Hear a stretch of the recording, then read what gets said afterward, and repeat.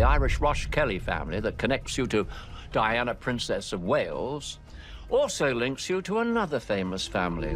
Diana, Princess of Wales, had one of the most thoroughly documented bloodlines on Earth, traced back through centuries of English dukes and earls. So, when her own relatives sent their DNA to a lab in 2013, no one expected a surprise. Handing over a teaspoon of saliva is all it takes to unlock the secret roadmap in our DNA, because in it are traces of our ancient ancestors that can unlock amazing stories from our past. Then the results came back, and a geneticist in Scotland ran them 3 separate times, convinced the lab had made a mistake. Hidden in Diana's direct maternal line was a genetic marker carried by only 14 people out of 65,000, 13 of them in India, 1 in Nepal, and none in Europe. Her ancestry was hiding a secret 2 centuries old. A bloodline. People don't know. Behind that marker was a woman erased so completely that even her own descendants, the people carrying her DNA in every cell, had no idea she had ever existed. For 7 generations, they believed a polished, respectable story passed down at family dinners. The biology said one thing, the family said another. And for 2 centuries, those 2 stories traveled side by side until a small tube of saliva finally brought them crashing together.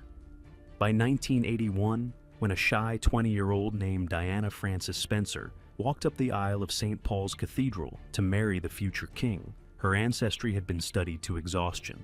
Genealogists treated the Spencers as a model English aristocratic family, traceable back through dukes and earls, and nobody questioned that her bloodline was about as purely English as a bloodline could be. That assumption was the foundation of how the aristocracy understood itself. The belief that these families were genetically distinct, their blood cleaner and more native than everyone else's. So, when 2 of Diana's maternal relatives spat into a tube for a genealogy project, nobody expected anything but confirmation. Instead, the test reached back, mother to mother to mother. And somewhere around 7 generations back, it hit something the record books had quietly deleted. A letter that no man could touch. To understand why this discovery is airtight, you have to understand what kind of DNA was tested. It was not ordinary DNA, the kind shuffled and remixed every generation, half from your father, half from your mother, scrambled like a deck of cards. It was mitochondrial DNA, and it plays by different rules. It passes only through the female line, from a mother to all her children, but only her daughters pass it on again. It does not mix. It travels intact, virtually unchanged, like a sealed letter handed hand to hand across the centuries. Every husband who married into the Spencer line left his fingerprints all over the rest of the genome. But the mitochondrial line ran straight past them, untouched, the closest thing genetics has to a tamper-proof record. While the family rewrote the paper records, the one record they could never reach, buried inside the body, kept telling the truth. The paper said European. The blood said something else entirely. And that gap is exactly where this whole channel lives. The space between the story a family tells and the truth its blood remembers. If that is the kind of history that pulls you in, take a second to subscribe, because there is a great deal more of it waiting. Now, let me show you the marker itself. The marker that came from India. The marker belongs to a haplogroup called R30b.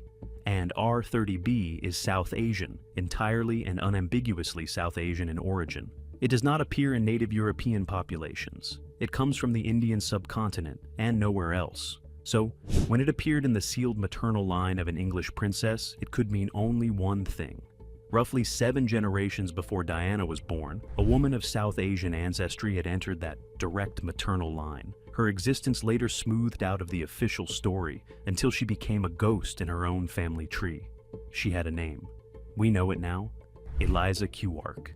For more than 200 years, it appeared in no Spencer genealogy that mattered, in none of the biographies that celebrated Diana's pedigree. The woman who did not exist. So who was she? Eliza Quark was born around 1790 in Surat, on the western coast of India, one of the busiest port cities, thick with the smell of salt and tar and cargo bound for Europe. Traders from a dozen nations walked those streets, increasingly the men of the British East India Company, who arrived hungry and ambitious to make fortunes far from home. And here is where it gets complicated, because Eliza carried two heritages, and the family would later use one to hide the other. Her father carried an Armenian name, Kiwark, and Eliza herself signed her letters not in English, not in any Indian script, but in elegant Armenian characters. In the cold logic of colonial society, that detail was gold. To be Armenian was to be Christian, and in British eyes respectable and European adjacent, a background a man could fold into his family story without scandal. But that one signature concealed something the blood inside her could not. Eliza's maternal line was South Asian, and that was the line carrying R30B, sealed inside every cell beneath the Armenian name on the surface. A cover story, though, only becomes necessary once there is something someone needs to hide. And Eliza's began the day a young Scotsman stepped off a ship in Surat and walked straight into her life. The merchant who changed everything. His name was Theodore Forbes, a Scotsman, a merchant of the East India Company who arrived in Surat around 1809, young and ambitious, stationed thousands of miles from anyone who knew him.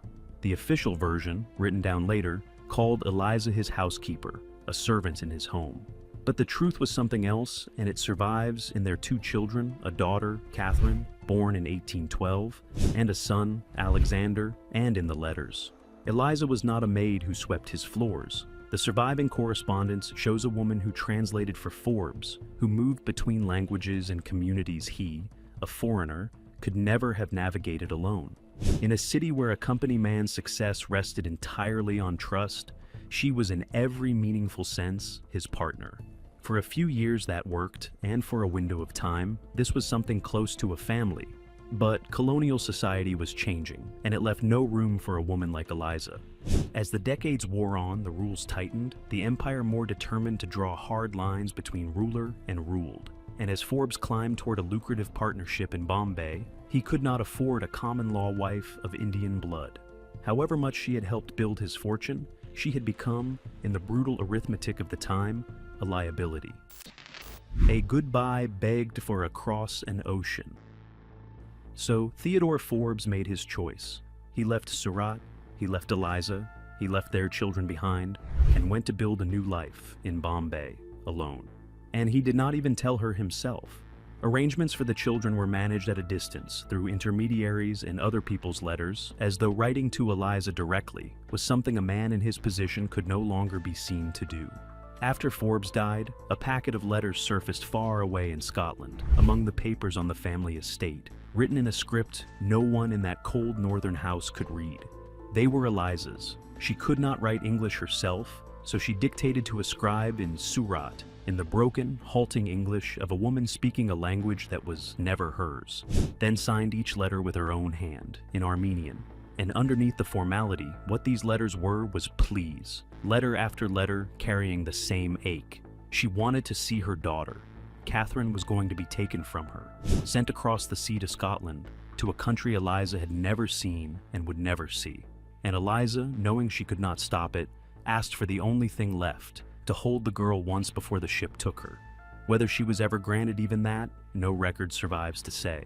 What to survive came later, in a document written after Forbes was dead, and its words would decide exactly how completely Eliza and her daughter could be erased. The thread they refused to let go home. When Theodore Forbes died at sea in 1820, the documents that settled his affairs made the final shape of it clear.